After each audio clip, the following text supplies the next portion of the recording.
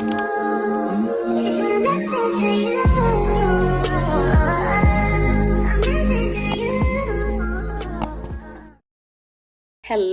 and welcome to another episode of I Teach, You Teach with Dr. Juanica Vance-Clark. If you are new to this channel, make sure you take a moment to like, comment, and subscribe.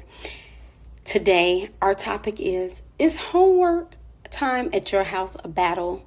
Does it seem chaotic, out of control, or maybe just overwhelming? If you commented yes to any of those things, I want you to stay tuned.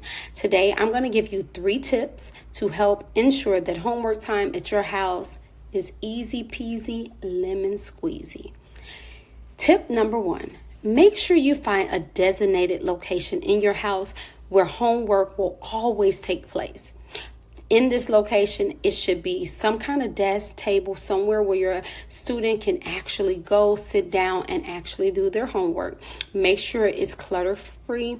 There's no toys, games, or anything that may be distractive to your student.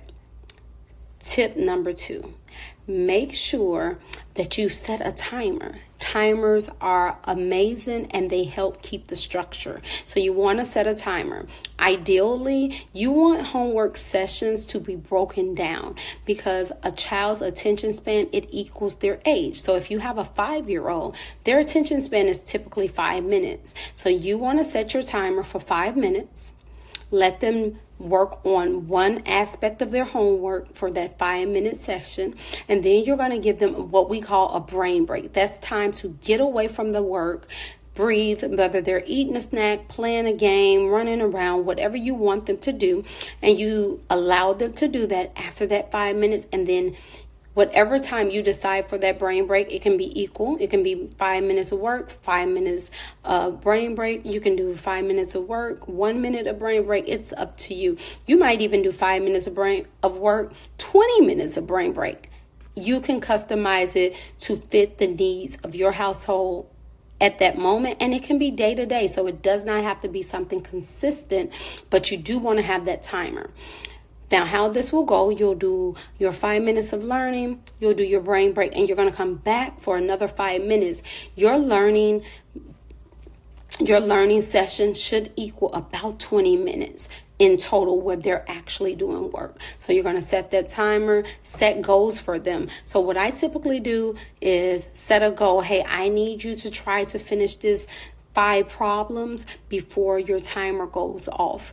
And then if they do it, awesome. If they don't, that's okay as well. We're going to roll into tip number 3. Hey, tip number 3 is we're going to still celebrate them. We're not celebrating them for being perfect. We're celebrating them for giving effort, for trying, for pushing their way through, for actually being able to sit there until the timer went off, for working hard throughout the time that they were actually working. So remember, let's not celebrate being perfect because we're not always going to be perfect and we don't want to stress them out.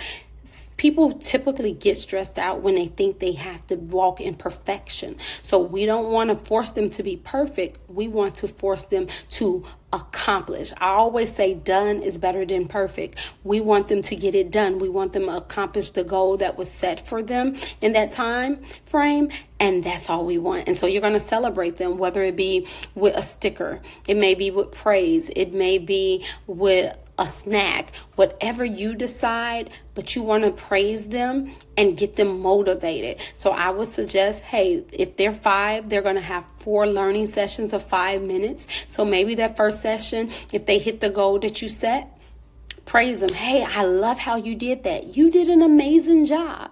The next learning session, you might give them a sticker. Hey, you reached this next goal. I love it. Here's a sticker. The next one, you might give them a high five. And then maybe the last one, you say you just earned some time on your game, or you earned some time to get an extra snack, whatever you decide. But praise goes a long way. And remember, done is better than perfect. So those are our 3 tips for today. Remember, a designated space to do their work clear of clutter, a timer to help you stay focused and them stay focused on their goals, and then praise. Done is better than perfect. We're not praising them for being perfect. We're praising them for getting it done and reaching each goal.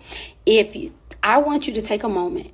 And if any of this works for you, or if it sounds like, hey, that's a good idea, I want you to comment below what you're going to try, what you have tried, and what actually worked for you and your child. And I'll see you on our next episode of I Teach, You Teach with Dr. Vance-Clark.